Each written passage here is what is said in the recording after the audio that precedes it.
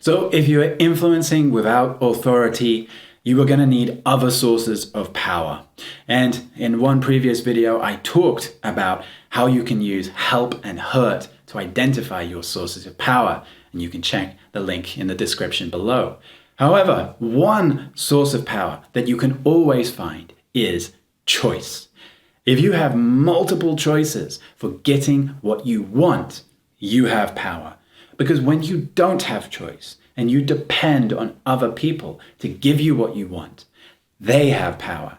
And that's when it becomes really, really difficult to influence other people. So for example, I was training one team recently using the contextual influencing model, and they realized a problem that they had in their work. They are always depending on one particular team's support to push things through. But sometimes that team won't support them because it's a conflict of interest. They're busy, they've got a lot of other things to do, and this puts this team in a really, really weak position. As we were going through the contextual influencing model, they realized that they needed to open up other choices for getting things through. Always depending on this one team's support was not a sustainable strategy.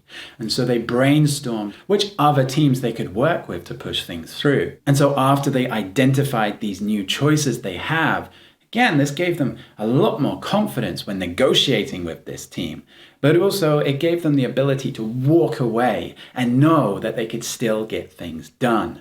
So if you are struggling to influence other people to do things at work, really useful thing to consider is, what backup options do I have?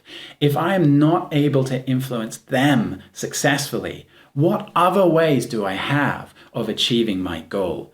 And the more options you can open up, the more influence you will have, the more confidence you'll have, and the more ways you will have of achieving your goals.